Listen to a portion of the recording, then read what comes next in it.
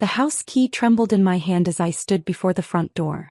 3 days in the hospital had felt like 3 years, and all I wanted was to collapse into my own bed, wrapped in the familiar scent of home.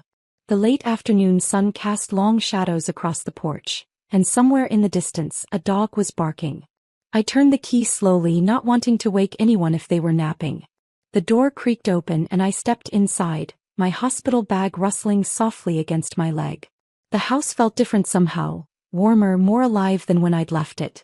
Voices drifted down from upstairs, low and intimate, followed by the unmistakable sound of laughter. My heart began to race, but not with joy. The wooden stairs groaned under my weight as I climbed toward our bedroom, each step echoing through the silence like a countdown. At the top of the landing I paused. The bedroom door was slightly ajar, and through the crack I could see movement, shadows dancing against the wall. I pushed the door open. What I saw in that moment would haunt me for the rest of my life, but it would also become the catalyst for the most elaborate revenge I could ever imagine.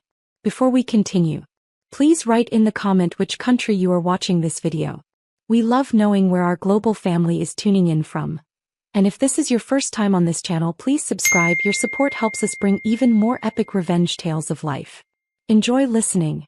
3 weeks earlier, the accident had been sudden and brutal. One moment I was driving home from my book club meeting thinking about the Thai takeout I'd pick up for dinner, and the next I was waking up in a hospital bed with tubes running into my arms and a splitting headache that made me nauseous. "Mrs. Griffin," the doctor had said, pulling up a chair beside my bed. "You're very lucky. The drunk driver who hit you walked away without a scratch, but you suffered a severe concussion and some internal bruising. We're going to keep you here for observation, probably 3 to 4 days. 4 days. I'd never been away from home for that long, not since my wedding 5 years ago. My husband Dallas had been by my side when I first woke up, holding my hand and whispering sweet words about how scared he'd been when he got the call. "I don't know what I'd do without you, Josephine," he'd said, his green eyes glistening with unshed tears. "You mean everything to me." I'd squeezed his hand, feeling foolish for the warmth that spread through my chest. After 5 years of marriage, after all the small arguments about dirty dishes and whose turn it was to take out the trash, it was reassuring to know that he still loved me deeply. Dallas visited every day, bringing flowers and magazines and updates about work. He was a financial advisor at a small firm downtown, and his clients adored him. He had that easy charm that made everyone feel like they were his best friend within minutes of meeting him. "How's Megan doing?" I asked on the second day, referring to his elderly client who'd become something of a surrogate grandmother to both of us. "Oh, she's fine. Keeps asking about you actually. Wants to bring you some of her famous cookies when you get out." "And the Grants? Are they still worried about their retirement fund?" Dallas's smile flickered for just a moment. "Yeah, they're fine too. Don't worry about work stuff, Josephine, just focus on getting better." On the third day my sister Cynthia came to visit. She lived 2 hours away and had driven down as soon as she'd heard about the accident. We'd always been close despite being complete opposites. Where I was cautious and thoughtful, Cynthia was impulsive and outspoken. Where I preferred quiet evenings at home with a book, she thrived on nightlife and adventure. "You look terrible," she said, dropping into the visitor's chair with her usual lack of filter. "Thanks, that's exactly what every recovering accident victim wants to hear." She grinned and pulled out a box of chocolates from her oversized purse. "These are from the fancy place downtown. I figured hospital food couldn't be worse, but just in case." We talked for hours about everything and nothing. Cynthia told me about her latest dating disaster. A guy who'd shown up to their coffee date wearing a shirt that said, "World's Okayest Lover." And I filled her in on the neighborhood drama she'd missed. "Mrs. Jenkins caught someone going through her garbage again," I said, unwrapping one of the chocolates. "She's convinced it's part of some elaborate identity theft scheme. Or maybe she throws away really good stuff," Cynthia suggested. "Remember when we found that vintage jewelry box in old Mrs. Peterson's trash when we were kids?" The memory made me laugh, which sent a spike of pain through my ribs. Cynthia's expression immediately shifted to concern. "Are you okay? Should I call the nurse?" No, I'm fine. Just still sore." I adjusted my position carefully. "The doctor says I might get out tomorrow if my latest scan comes back clean." "That's great. Dallas must be excited to have you home." Something in her tone made me look at her more closely. "What do you mean?" Nothing, just, you know how men are when they have to fend for themselves. He's probably living off cereal and takeout by now. He was right, of course. Dallas was many things, but domestic wasn't one of them. I'd often joked that he'd starve to death if left to his own devices for more than a few days. That evening, after Cynthia had gone back to her hotel, I called Dallas to let him know I might be coming home a day early. The phone rang 4 times before going to voicemail. "Hi, you've reached Dallas Griffin. I can't come to the phone right now, but leave a message and I'll get back to you as soon as possible." I left a message asking him to call me back, then tried again an hour later. Still no answer. It wasn't unusual for him to miss calls. He often forgot to charge his phone or left it in another room, but something about the silence felt different tonight. Maybe it was the pain medication making me paranoid, or maybe it was the way he'd seemed distracted during his visit that morning. The next morning, Dr. Patel came in with my test results and a smile. "Everything looks good, Mrs. Griffin. You're cleared to go home, but I want you to take it easy for the next week.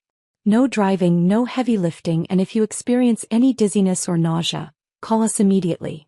I thanked her and gathered my few belongings, eager to get back to my normal life. The hospital had been good to me, but there was nothing like sleeping in your own bed.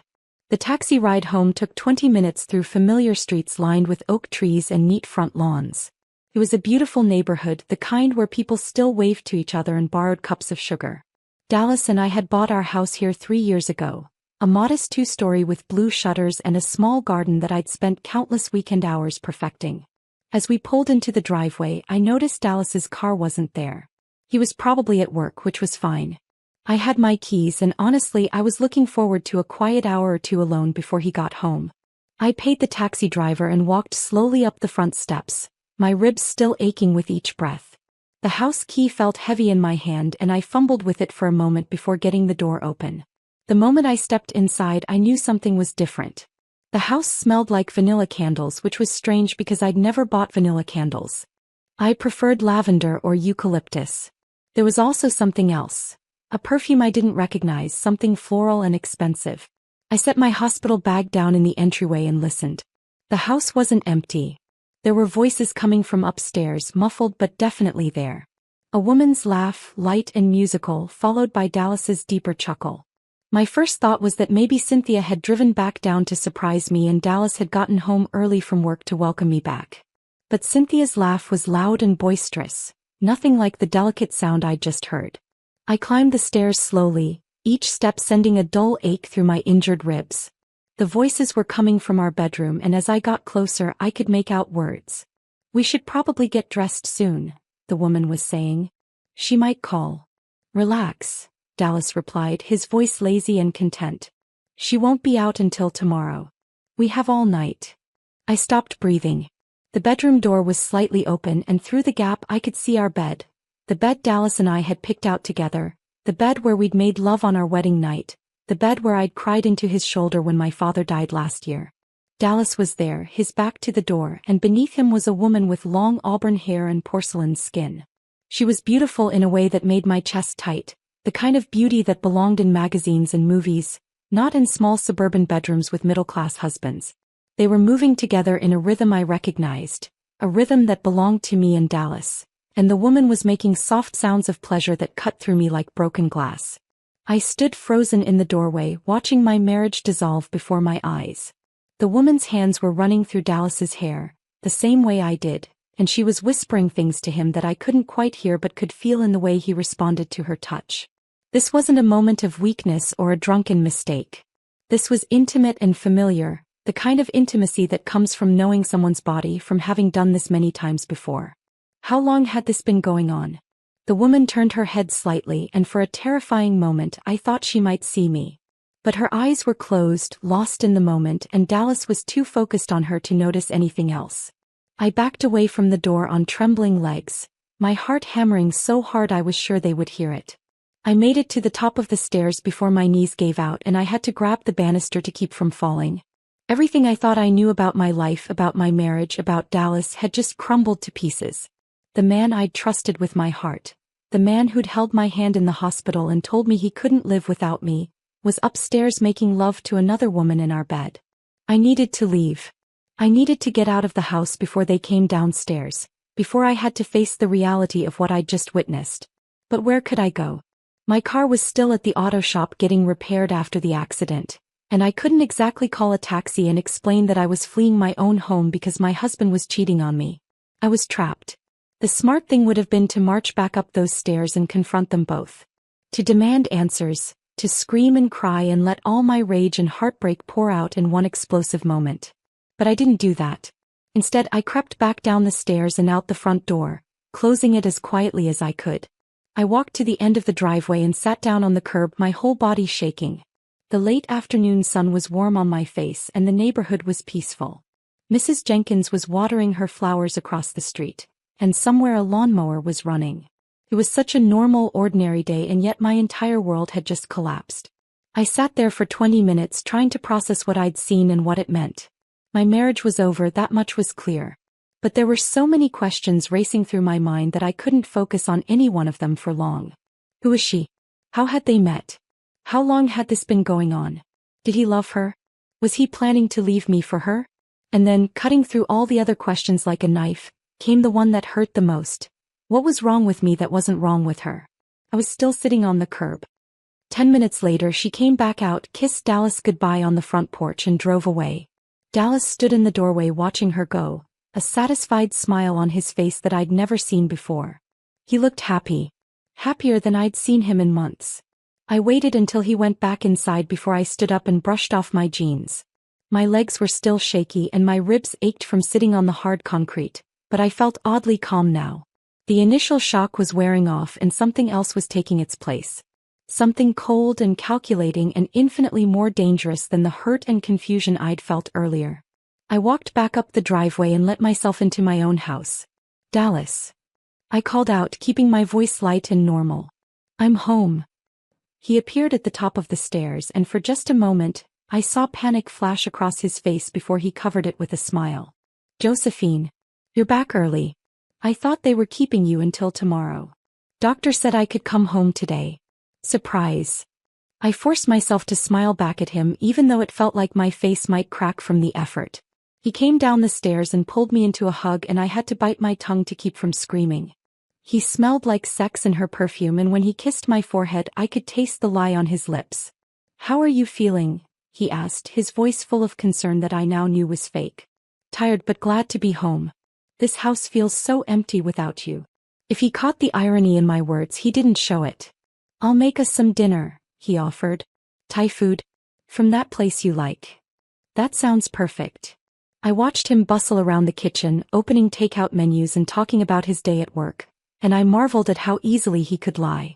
He was telling me about a client meeting that probably never happened, about how much he'd missed me while I was gone, about how excited he was to have me home. All of it was performance, and he was very, very good at it. We ate dinner sitting across from each other at the small dining room table, making small talk about my recovery and his work. He asked about my sister's visit, and I told him about the chocolates and Mrs. Jenkins' garbage thief. That woman is paranoid, he said, laughing. Remember when she thought the mailman was reading her magazines? Maybe he was. Maybe everyone in this neighborhood has secrets we don't know about. Something flickered in his expression, but he recovered quickly. Speaking of secrets, I got you something while you were in the hospital. A welcome home present. He disappeared into the kitchen and came back with a small wrapped box. Inside was a delicate silver bracelet with my birthstone in the center. Dallas, it's beautiful. You didn't have to. I wanted to. I was so scared when you were in that accident. Josephine, it made me realize how much you mean to me. The bracelet was lovely, and under normal circumstances, I would have been touched by the gesture. But now all I could think about was whether he'd bought it before or after he'd started sleeping with her. Was it a gift born from love or from guilt? Put it on for me? I asked, holding out my wrist. His fingers were gentle as he fastened the clasp, and for a moment, I almost forgot what I'd seen upstairs. This was the Dallas I'd fallen in love with, the Dallas who brought me flowers for no reason and remembered how I liked my coffee. But that Dallas was gone, if he'd ever really existed at all. That night we went to bed together for the first time since my accident. Dallas was tender and careful, mindful of my injuries, and if I hadn't known about her, I might have thought it was one of the most romantic nights we'd had in months. But I did know about her, and every kiss, every touch, every whispered endearment felt like a betrayal. When he fell asleep beside me, one arm draped protectively across my waist, I stared at the ceiling and tried to figure out what to do next. I could confront him. I could demand an explanation, threaten divorce, make him choose between us. But something told me that wouldn't be enough. He'd lied to me so easily, performed the role of loving husband so convincingly, that I couldn't trust anything he might say in his defense. No, if I was going to end this marriage, I was going to do it on my terms. I was going to find out everything there was to know about Dallas's affair, and then I was going to destroy him in a way that he'd never recover from. The next morning, Dallas left for work at his usual time, kissing me goodbye and reminding me to call if I needed anything. I waited until his car was out of sight before I got up and made myself a cup of coffee. My first instinct was to search the house to look for evidence of the affair. But I was smarter than that. If Dallas was clever enough to carry on a relationship for what seemed like months without me suspecting, he was probably clever enough not to leave obvious clues lying around. Instead, I sat down at the kitchen table with a notepad and started making a list of everything I knew. The woman was young, probably mid-20s, with auburn hair and expensive taste in clothes. She had a key to our house, which meant this wasn't a casual fling. They were serious enough that he'd given her access to our most private space.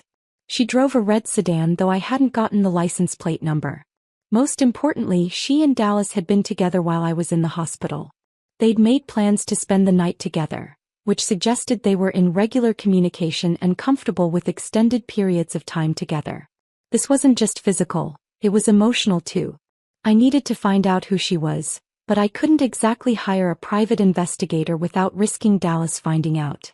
I needed to be smart about this, to gather information slowly and carefully. My first stop was Dallas's home office. It was a small room off the living room that he used for client files and paperwork. I'd always respected his privacy and rarely went in there, but desperate times called for desperate measures. His computer was password protected, but I knew Dallas well enough to guess his passwords.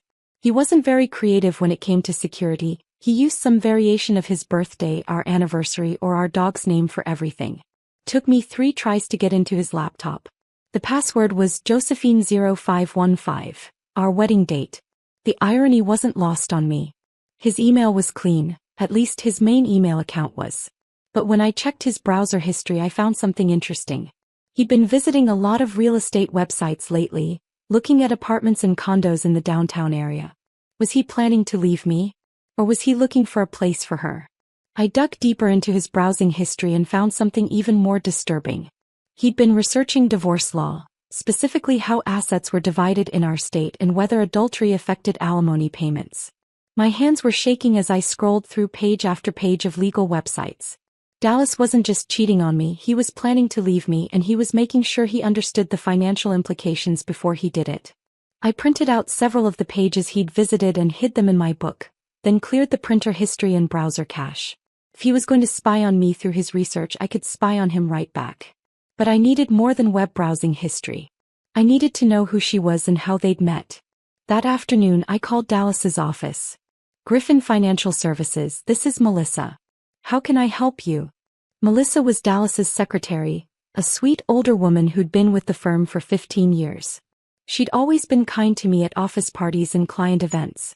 Hi Melissa, it's Josephine Griffin. Is Dallas available? Oh, hi Josephine. How are you feeling? Dallas told us all about your accident. We've been so worried. I'm much better, thank you. Actually, I wanted to surprise Dallas with lunch today, but I can't remember his schedule. Does he have any client meetings this afternoon? Let me check. He's got a 2 o'clock with the Johnsons, but he should be free around 3:30 if you want to come by then. Perfect. Has he been very busy while I was in the hospital? I know he hates when I'm not around to keep his schedule organized. Melissa laughed. Oh, you know Dallas. He's been his usual charming self, but I think he's been a little distracted. Actually, we had a new client come in last week. A young woman who's starting her own business. She's been in several times for consultations. My pulse quickened. Oh, how nice. It's always good when young people are thinking about their financial future. Absolutely. And she's lovely, very professional. I think her name is Victoria something. Victoria Blake, that's right. She owns that new boutique on 5th Street. Victoria Blake. I finally had a name. Well, I should let you get back to work. I'll see you later this afternoon. Looking forward to it, honey. Take care of yourself.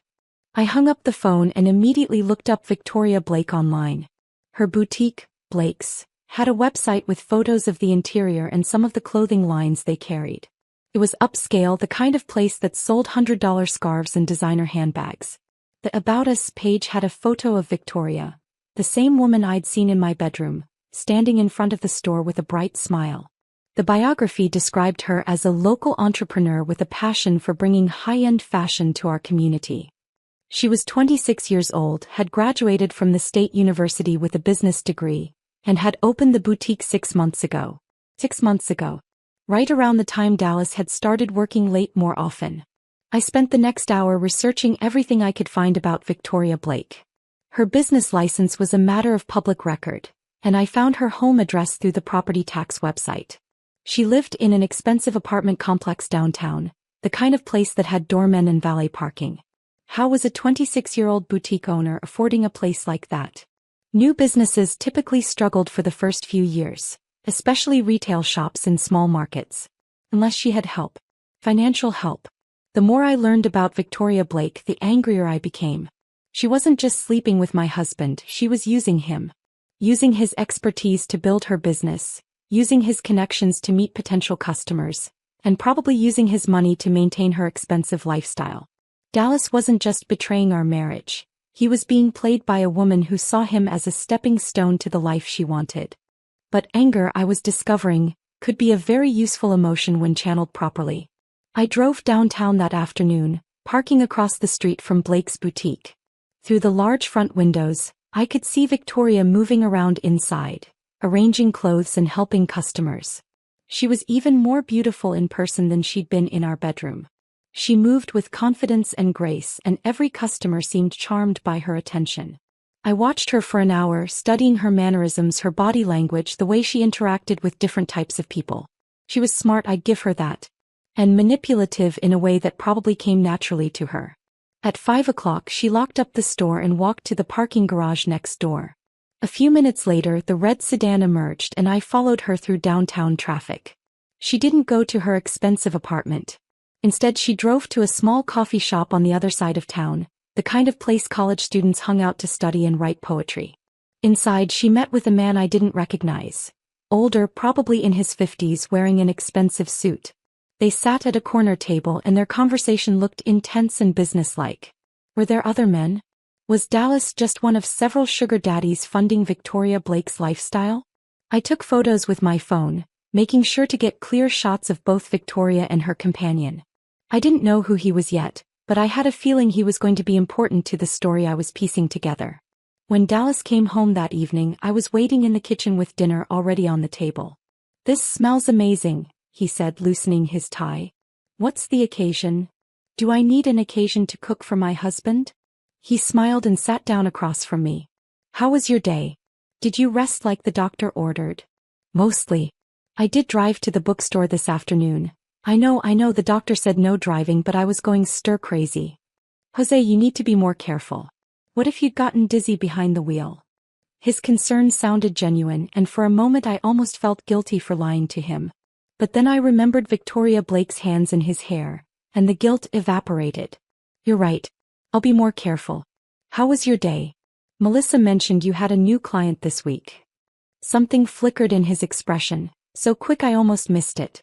"Yeah, a few new clients actually. Business has been picking up." "That's wonderful. Anyone interesting?" "Not particularly.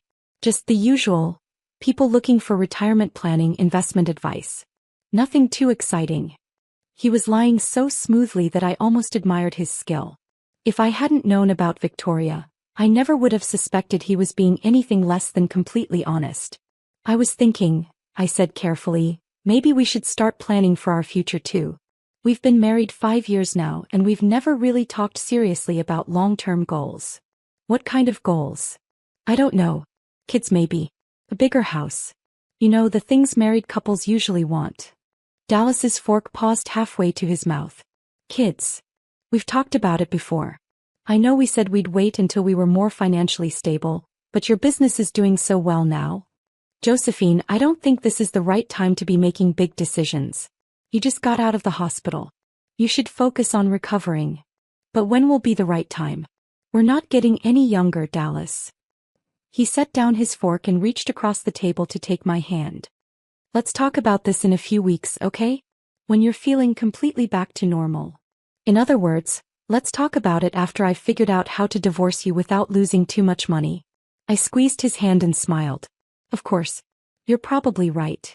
But inside I was already planning my next move. Over the next week I developed a routine. Dallas would leave for work and I would begin my investigation. I followed Victoria to her boutique, to lunch meetings with potential investors, to her expensive apartment building. I learned her schedule, her habits, her weaknesses. But the more I watched her, the more questions I had. Victoria Blake was living well beyond the means of a struggling boutique owner, even with Dallas's help. Her apartment rent alone was $3,000 a month and her car was leased, not financed. She wore different designer outfits every day and got her hair done at the most expensive salon in town twice a week. Either Dallas was giving her a lot more money than a financial advisor should have access to, or there was another source of income one hadn't discovered yet. The answer came on Thursday afternoon when I followed Victoria to a lunch meeting at the most exclusive restaurant in the city.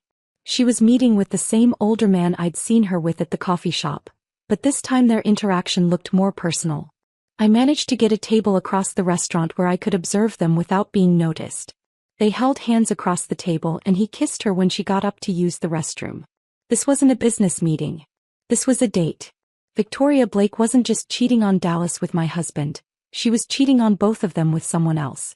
I took more photos and managed to overhear enough of their conversation to learn that the man's name was Richard something. He mentioned his wife several times, complaining about her spending habits and her suspicions about his business trips. When they left the restaurant, I followed Richard to the parking lot and got his license plate number. It took some creative internet searching, but I eventually identified him as Richard Hawthorne, a prominent businessman who owned several car dealerships across the state. Richard Hawthorne was married, extremely wealthy, and apparently funding Victoria Blake's lifestyle while she carried on simultaneous affairs with him and my husband. The web of deception was even more complicated than I'd imagined, and I wasn't sure yet how I could use this information to my advantage. But I knew it was important. That evening I made a decision that would change everything. I called my sister Cynthia. Josephine, how are you feeling? I've been worried about you since I left. I need to ask you a favor. A big favor. Of course. What do you need? I took a deep breath. I need you to help me catch Dallas cheating. The silence on the other end of the line stretched for so long that I thought she might have hung up. Josephine, what are you talking about? I told her everything. About coming home early from the hospital, about what I'd seen in our bedroom, about Victoria Blake and Richard Hawthorne and all the lies Dallas had been telling me. Oh my God, Cynthia said when I finished. Josephine, I'm so sorry. What do you want to do? I want to destroy him. I get that. But what's the plan? Do you want me to help you confront him? We could. No. I want to be smart about this. I want to gather enough evidence that when I divorce him, he won't be able to lie his way out of anything. And I want him to lose everything that matters to him. Cynthia was quiet for a moment. That sounds intense. Are you sure you're thinking clearly? You just got out of the hospital and this is a huge shock. I'm thinking more clearly than I have in months. Dallas has been lying to me about everything, Cynthia. Our marriage, our future, probably our finances. I need to know the full extent of his deception before I make any decisions. What do you need me to do? I need you to help me get into his office after hours. I think there are things on his work computer that aren't on his home computer. Financial records, maybe emails he thinks are secure. Josephine, that's breaking and entering. It's my husband's office. I have a right to know if he's stealing from our marriage to fund his girlfriend's boutique. Another long pause. When? This weekend. He's going to a conference in the state capital. At least that's what he told me. It's probably just a cover story so he can spend the weekend with Victoria, but either way he'll be gone for 2 days. I'll drive down Friday night. Thank you, Cynthia.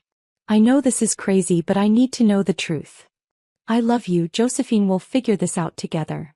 After I hung up, I felt calmer than I had since discovering the affair. Having a plan, having someone on my side, made the whole situation feel more manageable. Friday evening, Dallas packed a small suitcase and kissed me goodbye. I'll call you when I get to the hotel, he said. Take care of yourself while I'm gone. I will. Have a good conference. I love you, Josephine. He said it so easily, so naturally that for a moment I almost believed him. But then I thought about Victoria Blake's hands on his body, and the illusion shattered. I love you too. 2 hours after Dallas left, Cynthia arrived with a bottle of wine and a grim expression. I still think this is insane, she said, pulling me into a hug. But I'm here. We spent the evening going over the plan. Dallas's office building had basic security, key card access and a security guard who made rounds every few hours. But the building also housed several other small businesses, including an accounting firm that worked late during tax season and a law office that often had evening appointments. I had Dallas's key card. He'd given me 1 year ago in case of emergencies, and I'd never thought to return it. What if we get caught? Cynthia asked, refilling her wine glass. We won't. And even if we did, what are they going to do? I'm his wife. I have legal access to his financial records. Do you though? I mean legally. I don't know and I don't care. I need to see what he's hiding. At 10 o'clock, we drove downtown to Dallas's building. The parking garage was mostly empty except for a few cars belonging to people working late. We took the elevator to the 3rd floor and I used Dallas's key card to get into the suite of offices. Griffin Financial Services was dark and quiet. I led Cynthia through the waiting area to Dallas's private office, my heart pounding with adrenaline and fear. His computer was locked, but I knew his passwords. Within minutes I was scrolling through his files. What I found was worse than I'd imagined. Dallas hadn't just been having an affair with Victoria Blake. He'd been embezzling money from his clients to fund her business. The evidence was all there in spreadsheets and bank transfers. He'd been skimming small amounts from several different accounts over the past 6 months, moving the money through a series of shell companies before it ended up in accounts belonging to Blake's boutique. Jesus Christ, Cynthia whispered, looking over my shoulder at the screen. How much money are we talking about? I did a quick calculation. At least $200,000. Maybe more. Josephine, this isn't just adultery. This is felony embezzlement. He could go to prison for this. I printed out the most damning documents, my hands shaking with rage. Dallas hadn't just betrayed our marriage. He'd betrayed his clients, people who trusted him with their life savings and retirement funds. Look at this, I said, pointing to one of the accounts. This is Megan Miller. She's 78 years old. Dallas has been her advisor for 3 years. She trusts him completely. Cynthia leaned closer to read the screen. He took $15,000 from her account? Over 4 months. Small amounts that she probably wouldn't notice right away. I scrolled through more files. The Grants lost $12,000. Valsky's $8,000. He's been systematically stealing from people who see him as family. The full scope of Dallas's crimes was becoming clear, and with it came a cold, calculating anger that surprised me with its intensity. This wasn't just about our marriage anymore. This was about justice for all the people he'd wronged. We need to copy everything, I said, inserting a flash drive into his computer. Every document, every spreadsheet, every email. What are you going to do with it? I'm going to make sure he pays for what he's done. All of it. We spent 2 hours going through Dallas's files. The deeper we dug, the worse it got. He'd been stealing from clients for nearly a year, not just 6 months. The total amount was closer to $400,000, and some of the victims were people who could barely afford the losses. But the most shocking discovery came when I opened his email drafts folder. There was a message addressed to Victoria Blake, dated 3 days ago, that he'd apparently written but never sent. I can't keep doing this much longer. Josephine's getting suspicious and the audit at work is scheduled for next month. I think we need to move up our timeline. The divorce papers are ready, and I've moved most of our joint assets into the offshore account we discussed. We should be able to disappear to Costa Rica by the end of the month if everything goes according to plan. I love you. I stared at the screen, my blood turning to ice. Dallas wasn't just planning to leave me. He was planning to steal our joint assets and flee the country with Victoria Blake. Cynthia, look at this. She read the email over my shoulder, her face growing pale. Josephine, you need to call the police. Right now. Not yet. I need more evidence and I need to make sure Victoria doesn't disappear before I can expose both of them. This is getting dangerous. What if they realize, What if they try to leave earlier than planned? I was already thinking 3 steps ahead. They won't. Dallas thinks I'm the same trusting wife I've always been. He has no idea I've figured any of this out. I copied the draft email and several others that detailed Dallas and Victoria's plans. They'd been corresponding through a private email account that he'd hidden from me, planning every detail of their escape. Victoria Blake wasn't just a manipulative gold digger, she was a criminal accomplice. She'd known about the embezzlement from the beginning and had helped Dallas plan how to cover their tracks. By the time we left Dallas's office, I had enough evidence to destroy both of them. But I wasn't ready to turn it over to the police yet. I wanted to execute my own form of justice first.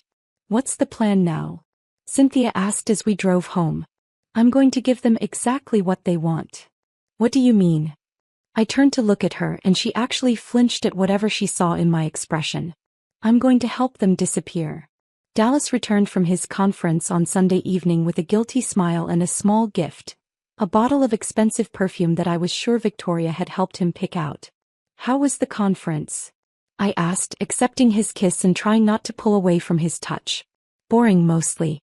A lot of presentations about new tax regulations and investment strategies. But I learned some things that might help our clients. Our clients. The same clients he'd been systematically robbing for months. I missed you, he said, pulling me into a hug. The hotel was nice, but it's not the same as sleeping next to you. I missed you too. The lie came so easily now. I was becoming as good at deception as he was. Over the next few days I put my plan into motion. The first step was establishing my own financial safety net. I opened a new bank account at a different bank under my maiden name, using my birth certificate and an old utility bill from before we were married. I transferred a small amount of money from our joint savings, not enough for Dallas to notice, but enough to give me options if things went wrong. The second step was gathering more evidence about Victoria's other relationships. I spent Tuesday following her to another lunch date with Richard Hawthorne, and this time I was prepared. I'd borrowed Cynthia's camera with a telephoto lens, and I managed to get dozens of photos of Victoria and Richard together. They were clearly intimate, kissing, holding hands, gazing into each other's eyes like teenagers in love. But the most interesting photos came when they left the restaurant together and went to a nearby hotel. I waited in the lobby, pretending to read a magazine until they came back down 2 hours later. Richard kissed Victoria goodbye and slipped her an envelope before they parted ways. I followed Victoria to her car and watched her open the envelope. Even from a distance I could see it was full of cash. Richard Hawthorne wasn't just having an affair with Victoria Blake. He was paying for it. That evening I made another discovery that changed everything.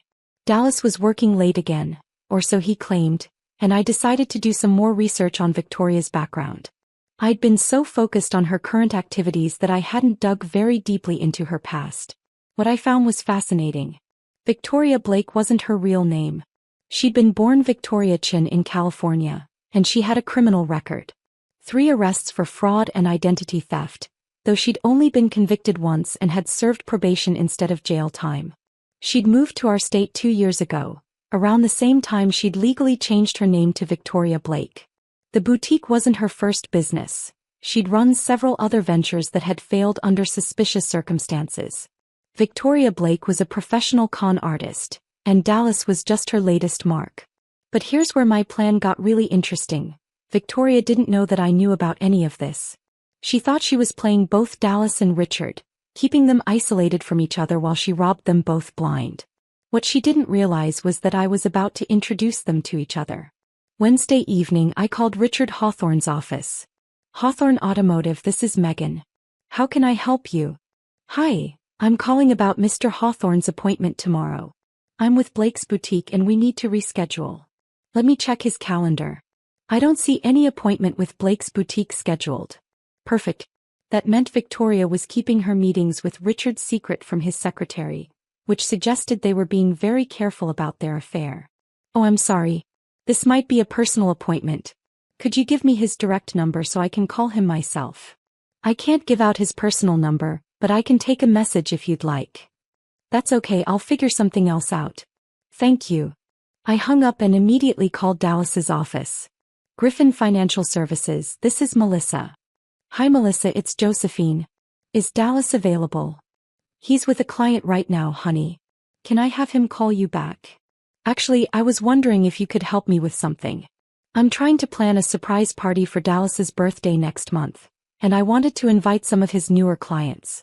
Didn't you mention he had a client who owns a boutique? I thought she might be fun to include. Oh, you mean Victoria Blake? What a sweet idea. She's lovely and I think she'd enjoy meeting Dallas's wife. Let me get her information for you. Melissa gave me Victoria's phone number and email address, both of which I already had. But more importantly, she confirmed that Victoria had been coming to Dallas's office regularly for financial consultations. The pieces of my revenge were falling into place. Thursday afternoon I made 2 phone calls that would set everything in motion. The first call was to Richard Hawthorne's personal cell phone, which I'd gotten by calling his dealership and pretending to be a customer with an urgent question about a warranty. This is Richard. Mr. Hawthorne, my name is Josephine Griffin. I believe you know my husband, Dallas Griffin. There was a long pause. I'm not familiar with that name. Really? That's strange because he's been having an affair with the same woman you have. Victoria Blake. The silence stretched even longer this time. I think you have the wrong number. Victoria Blake, also known as Victoria Chin. Auburn hair, green eyes, drives a red Toyota Camry. She owns Blake's boutique on 5th Street. Though I'm sure you already know that since you've been funding it. What do you want? His voice had gone cold and dangerous, but I wasn't intimidated. I want to meet with you. Tomorrow 2 o'clock at the coffee shop on Elm Street. Come alone. Why would I do that? Because if you don't, I'm going to call your wife and tell her about your afternoon hotel visits. I have photos, Mr. Hawthorne. Very detailed photos. He hung up without saying goodbye, but I knew he'd be there.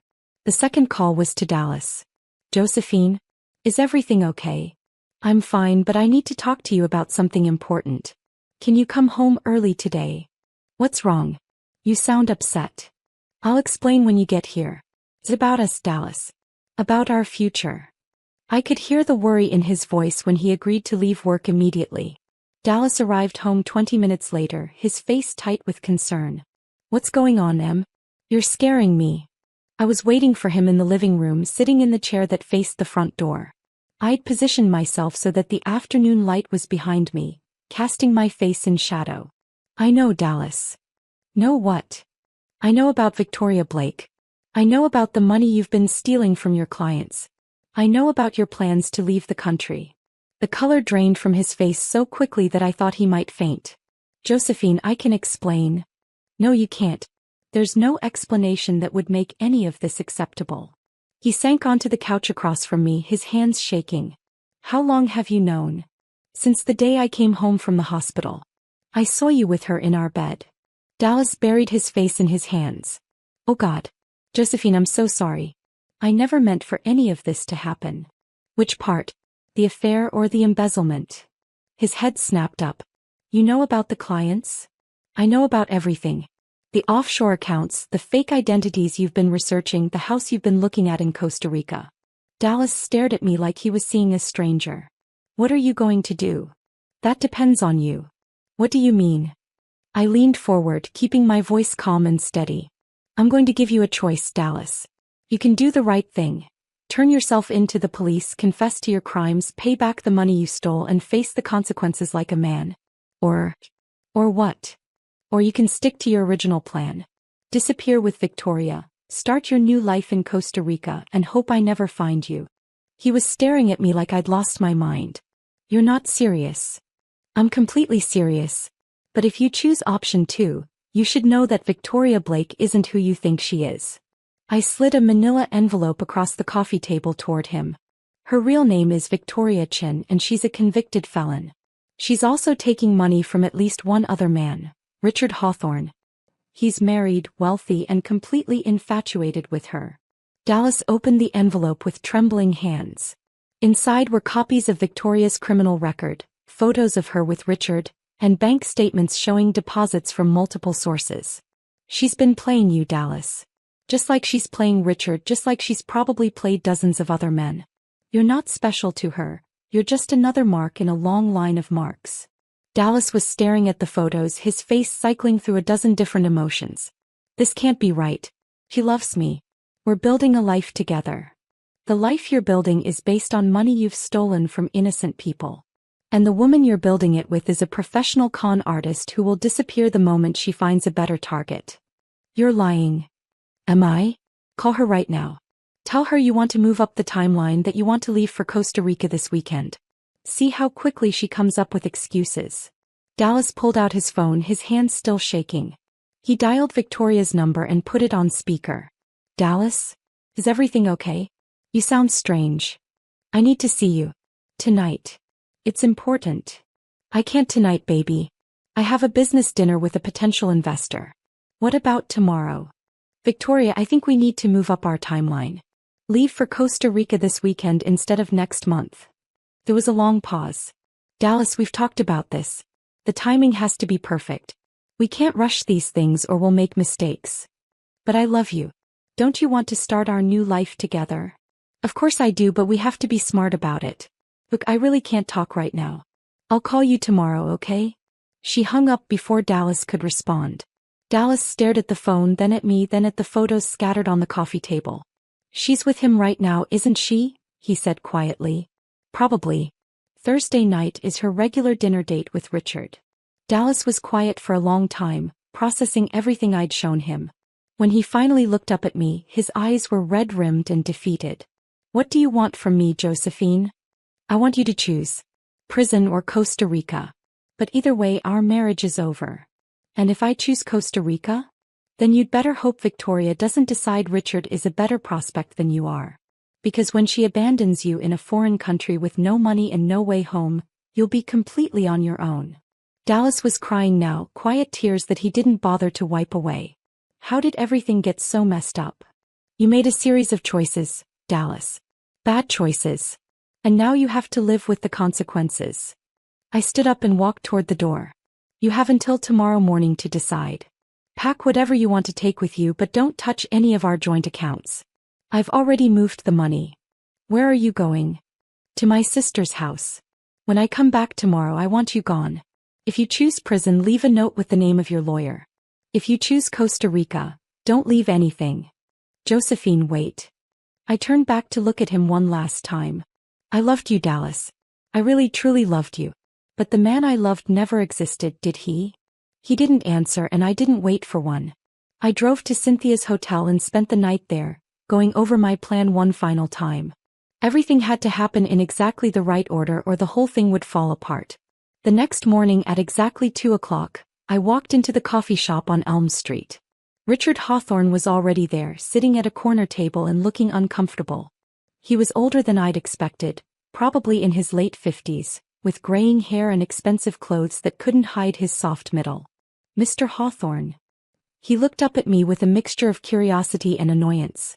Mrs. Griffin, I assume. Thank you for coming. I sat down across from him and studied his face. He was handsome in the way that successful older men often were, well-groomed, confident, used to getting what he wanted. Let's get this over with, he said. What do you want? I want to show you something. I slid a tablet across the table and pressed play on a video I'd recorded the night before. It was Dallas's phone conversation with Victoria, the one where she'd blown off his request to move up their timeline.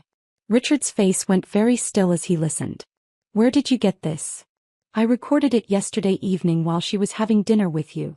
That's impossible. Victoria doesn't know your husband. I opened a folder and spread out copies of the bank records I'd found in Dallas's office. Your girlfriend has been taking money from my husband for over a year. He's been embezzling from his clients to fund her boutique and her lifestyle. Richard studied the documents, his expression growing darker with each page. How much money? Nearly $500,000. And that's just what I've found so far. Son of a bitch. It gets worse. They're planning to disappear together. Leave the country, start new lives in Costa Rica. Richard looked up at me sharply. When? Originally next month, but Dallas tried to move up the timeline yesterday. Victoria told him she was too busy to see him because she was having dinner with a potential investor. She was with me. I know. Richard was quiet for a long time, processing the implications. What do you want from me? I want to know how much money you've given her.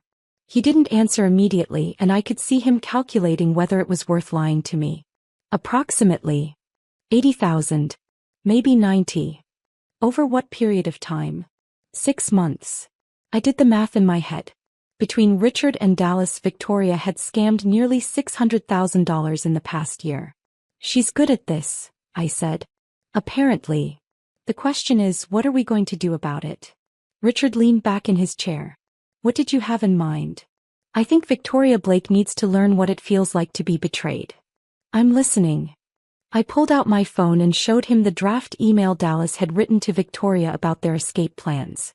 Dallas thinks they're leaving together. Victoria thinks she's playing both of you while planning her exit strategy. But what if neither of those things were true?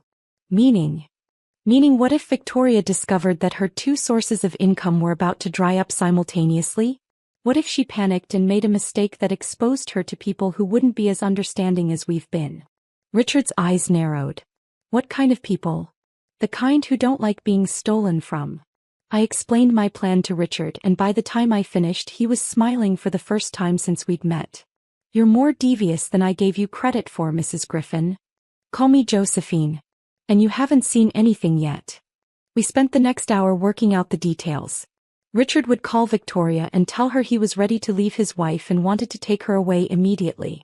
He'd offer to double the money he'd been giving her if she could disappear with him that weekend. At the same time, I would make sure Dallas found out about Victoria's relationship with Richard. Not through me. Dallas couldn't know I'd orchestrated any of this, but through an anonymous tip that would lead him to catch them together. The goal was to create a situation where Victoria was forced to choose between 2 angry, betrayed men, both of whom knew she'd been lying to them. But that was just the opening move. What about the money she's already stolen? Richard asked. That's where things get interesting. I explained the second part of my plan, and Richard's smile grew even wider. You're sure this will work? It'll work. The question is whether you're willing to go through with it. Richard thought about it for a moment, then nodded. She cost me $90,000 and made a fool out of me. I want her to pay for that. She will. Trust me, she'll pay for all of it. That evening, I returned home to find Dallas's car gone from the driveway. The house was eerily quiet, and for a moment I wondered if he'd chosen Costa Rica after all. But when I walked into the kitchen, I found a note on the table. Josephine, I chose prison. I called the police and confessed everything. I also called my lawyer John Morrison at Morrison & Associates. I'm sorry for what I did to you, and I'm sorry for what I did to my clients. You deserved better than me. Dallas. I sat down at the kitchen table and read the note 3 more times. Part of me felt a flicker of respect for Dallas's decision to turn himself in, but it was overwhelmed by anger at how long it had taken him to do the right thing. The local news ran the story that evening. Local financial advisor arrested for embezzlement. Dallas's mugshot flashed on the screen, and the reporter explained that he'd stolen nearly $500,000 from his clients over the course of a year. My phone started ringing immediately. Neighbors, friends, reporters wanting a statement from the betrayed wife. I turned off my phone and poured myself a glass of wine. Phase 1 of my plan was complete. Dallas was out of the picture, which meant Victoria Blake was about to lose her primary source of income. But I wasn't done with her yet. Saturday morning, I called Victoria's boutique. Blake's, this is Victoria. How can I help you? Victoria, this is Josephine Griffin. Dallas's wife. The silence on the other end of the line stretched for nearly 30 seconds. I don't know what you're talking about. I think you do. I know about the affair, Victoria. I know about the money. And I know about your plans to leave the country together. Mrs. Griffin, I think there's been some kind of misunderstanding. The only misunderstanding is yours. You thought you could steal from my husband and his clients without consequences. You thought you could destroy my marriage and disappear without anyone fighting back. I don't know what Dallas told you, but Dallas didn't tell me anything. I figured it out on my own. And now Dallas is in jail, which means your primary source of income just disappeared. Victoria was quiet for so long that I thought she might have hung up. What do you want? She finally asked. I want to meet with you. Today. 2 o'clock at your boutique. I don't think that's a good idea. I don't think you have a choice. Because if you don't meet with me, my next call is to Richard Hawthorne's wife. Another long silence. How do you know about Richard? I know about everything, Victoria. Or should I call you Victoria Chin? The sound she made was barely audible, somewhere between a gasp and a sob. 2 o'clock, I repeated. Don't make me wait. I hung up before she could respond. At exactly 2 o'clock I walked into Blake's boutique. Victoria was waiting for me behind the counter and she looked terrible. Her usually perfect makeup was smudged, her hair was disheveled, and her hands were shaking. Close the store, I said. What? Turn the sign to closed, and lock the door. We need privacy for this conversation. Victoria did as I asked, her movements robotic and uncertain. When she turned back to face me, I could see that she'd been crying. Sit down, I said, gesturing to the small seating area near the fitting rooms. Victoria perched on the edge of a chair, looking like she might bolt for the door at any moment. Let's start with the basics, I said. How long have you been sleeping with my husband? Mrs. Griffin, I really don't think. Answer the question. 8 months. And how long have you been taking money from him? I never asked for money. Dallas offered to help with the business. How long, Victoria? 6 months. And Richard Hawthorne? How long have you been seeing him? Victoria's face crumpled. How do you know about Richard? I know about all of it. Your real name, your criminal record, the way you've been playing two men against each other while stealing from both of them. It's not like that. It's exactly like that. You're a con artist, Victoria. You target successful men, make them fall in love with you, and then bleed them dry. The only difference this time is that one of your marks was stealing from innocent people to pay for your lifestyle. Victoria was crying openly now, mascara running down her cheeks in black streaks. I didn't know Dallas was embezzling. I swear I didn't know. But you would have taken the money anyway. She didn't answer, which was answer enough. Here's what's going to happen, I said. You're going to pay back every penny you took from Dallas and Richard. All of it. I don't have that kind of money. The boutique is barely breaking even. Then you'd better figure out a way to get it. Because if you don't, I'm going to make sure everyone knows exactly who Victoria Chin really is. I pulled out a thick manila envelope and set it on the table between us. Inside this envelope are copies of your criminal record, bank statements showing the money you've received from Dallas and Richard, photographs of you with both men, and recordings of conversations that prove you knew about Dallas's embezzlement. Victoria stared at the envelope like it was a poisonous snake. I also have contact information for Richard's wife, Dallas's clients, the state attorney general's office, and several journalists who would be very interested in your story. What do you want from me? I want you to disappear. Close the boutique, pay back the money, and get out of town. If I ever see you again, if you ever contact Dallas or Richard or anyone else in this city, I will destroy you. I can't just disappear. I have a lease, employees, customers. You should have thought of that before you decided to become a criminal. I stood up and walked toward the door, then turned back to look at her one last time. You have 72 hours, Victoria. After that, all bets are off. Wait, she called after me. Even if I wanted to pay the money back, I don't have it. The boutique has overhead, and Richard's wife has been watching his bank accounts more closely. That sounds like a personal problem. I left her sitting there in her failing boutique, surrounded by expensive clothes she couldn't afford and dreams she'd built on other people's money. But my revenge was far from over. Sunday evening, my phone rang. It was Victoria, and she sounded desperate. Josephine, please. I need more time. 72 hours isn't enough to liquidate everything. You've had months to plan your exit strategy with Dallas. I'm sure you can figure something out. I'll lose everything. The boutique, my apartment, my car. You mean you'll lose everything you bought with stolen money? How tragic. Please, there has to be another way. Maybe we can work out some kind of payment plan. The only plan I'm interested in is the one where you disappear completely. I hung up on her and turned off my phone. I had no intention of giving Victoria more time or negotiating with her, but I wanted her to spend the next few days in a state of panic. Because while she was panicking, I was setting the final stage of my revenge in motion. Monday morning, I drove to Richard Hawthorne's main dealership. The showroom was impressive. Rows of gleaming cars under bright lights, salespeople in suits ready to make deals. I asked to speak with Mr. Hawthorne, and after a brief wait, I was escorted to his office on the second floor. Josephine, he said, standing up from behind a massive desk.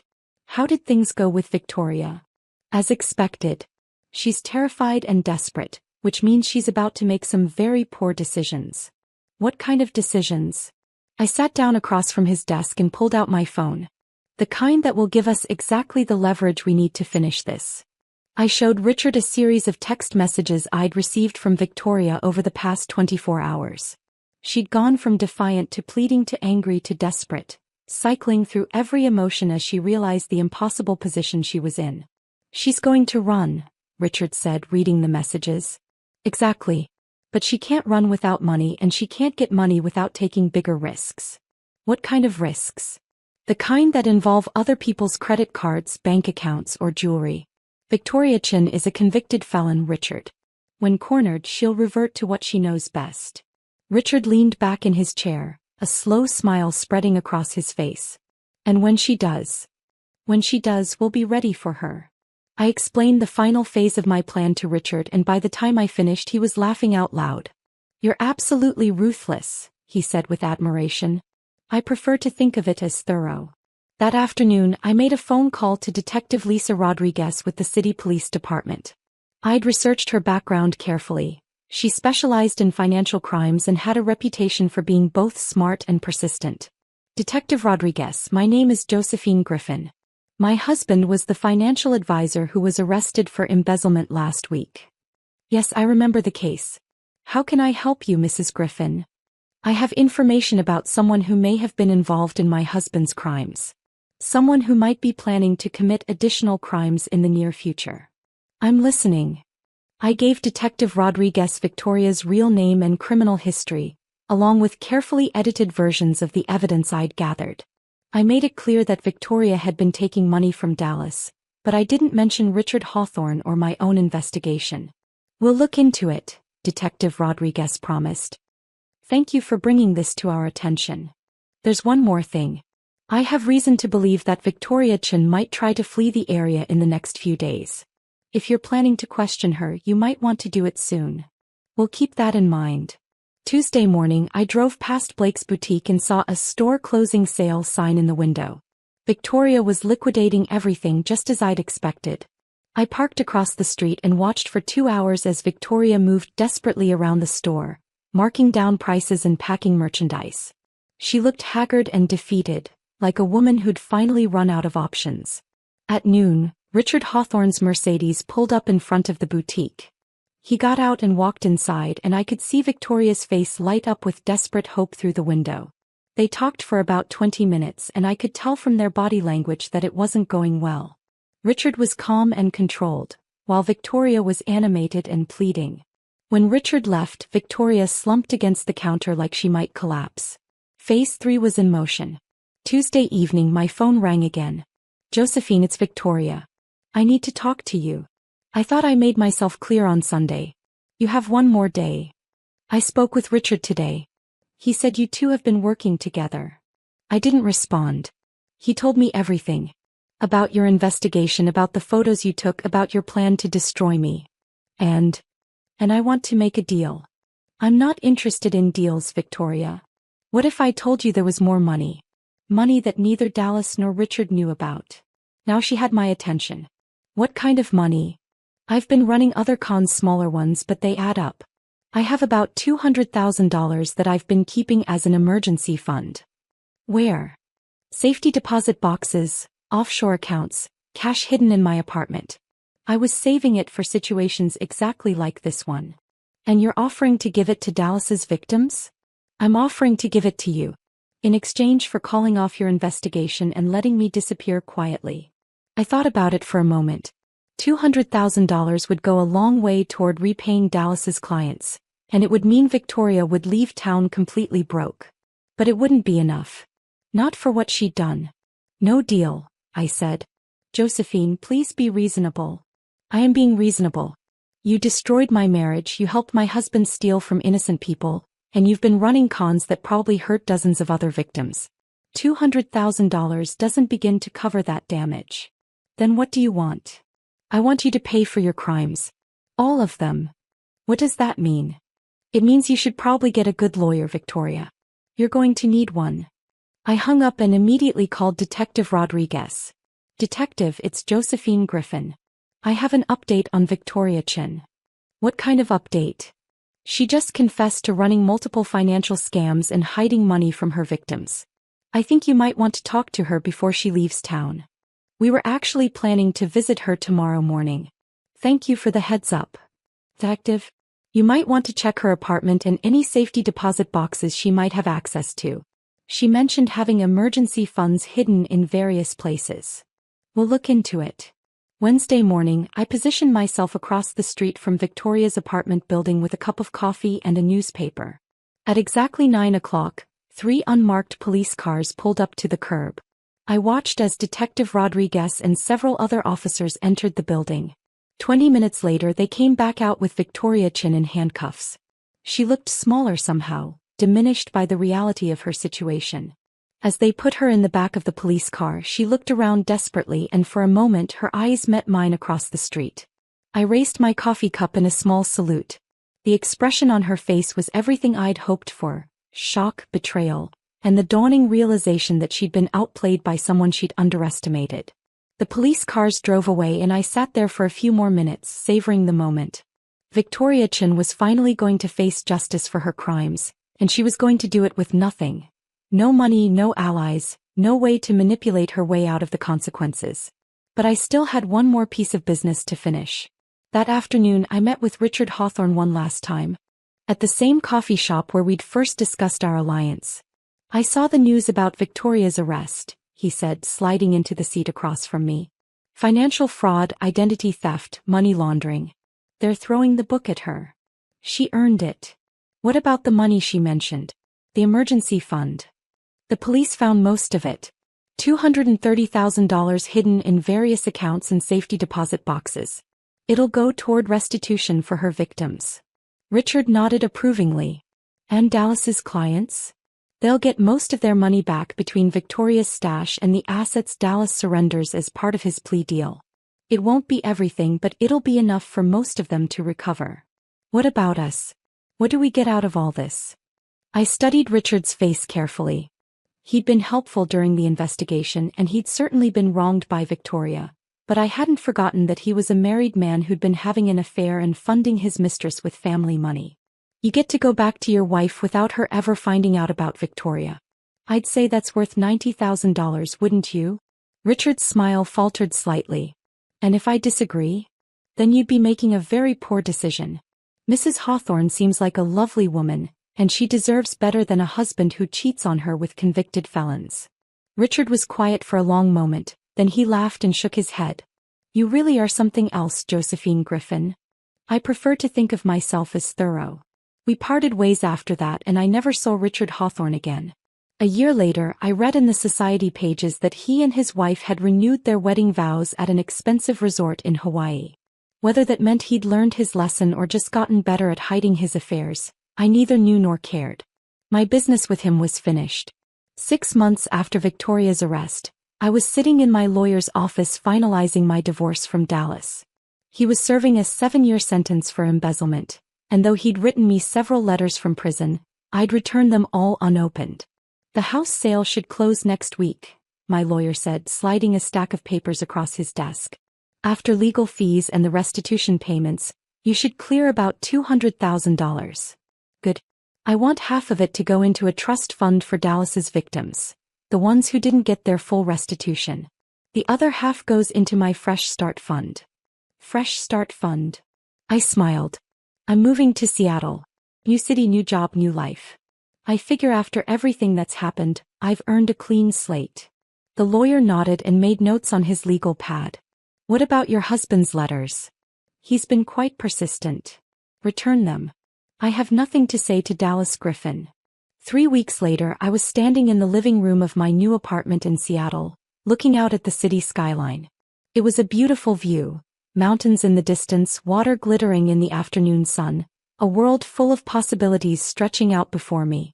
My phone buzzed with a text message from Cynthia. Saw the news about Victoria's sentencing. 12 years. You must be relieved. I was relieved. Victoria Chin had been convicted on multiple counts of fraud, identity theft, and money laundering. The judge had been particularly harsh because of her previous convictions and the number of victims involved. But more than relieved, I felt vindicated. I'd set out to make sure that everyone who'd wronged me faced consequences for their actions, and I'd succeeded beyond my wildest dreams. Dallas was in prison, his reputation destroyed and his financial advisor license permanently revoked. Victoria was serving a lengthy sentence in a federal facility, her con artist days finally over. Even Richard Hawthorne had paid a price, if not in legal consequences, then in the fear and anxiety of knowing how close he'd come to losing everything. I'd given them all exactly what they deserved. As I unpacked the last of my boxes, I found a small framed photo that had been buried at the bottom of one of the containers. It was a picture of Dallas and me on our wedding day, both of us smiling and looking impossibly young and happy. For a moment, I felt a flicker of sadness for the woman I'd been then, so trusting, so naive, so completely unprepared for the betrayal that was coming. But that woman was gone now, replaced by someone harder, smarter, more dangerous. Someone who understood that trust was a luxury she couldn't afford and that justice sometimes had to be taken rather than waited for. I looked at the photo for a long moment, then dropped it into the trash can. The past was finished. It was time to build a future. That evening, I opened a bottle of wine and sat on my new balcony, watching the sun set over Elliott Bay. My phone rang and I glanced at the caller ID, expecting it to be Cynthia or one of my new co-workers. Instead, it was a number I didn't recognize. Hello. Is this Josephine Griffin? Who's asking? My name is Detective Sarah Kim with the Seattle Police Department. I'm calling because we have a case that I think might interest you. What kind of case? A financial fraud case. The suspect is a woman who's been targeting married men, gaining their trust and then stealing from them. Her methods are sophisticated. I felt a familiar stirring of interest. What does this have to do with me? We understand you were instrumental in solving a similar case back in your hometown. We could use someone with your particular skills and insights. I thought about it for a moment. I'd planned to find a quiet job in Seattle, maybe work for a nonprofit or start a small business. Something peaceful and low-key. But the detective was right, I did have particular skills now. Skills I'd developed through necessity and honed through practice. Skills that could be useful in situations where justice needed a helping hand. Tell me more about the case, I said. As Detective Kim described the investigation, I found myself taking notes and asking questions. The suspect sounded familiar. Too familiar to be a coincidence. Detective, I said when she finished, what's the suspect's name? We're not entirely sure. She's been using multiple identities. But one of the names she's been going by is Victoria Blake. I nearly dropped my phone. Detective Kim, I said carefully, I think we need to meet in person. And I think I have some information that might be very useful to your investigation. How soon can you be at the station? I looked out at the city lights twinkling in the darkness, and for the first time in months, I felt truly excited about the future. Give me 20 minutes. Some people I'd learned never changed.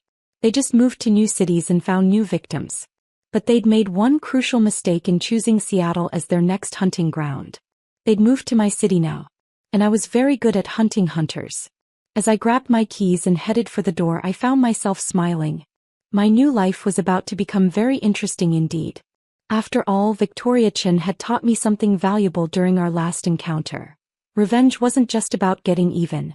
It was about making sure the lesson stuck.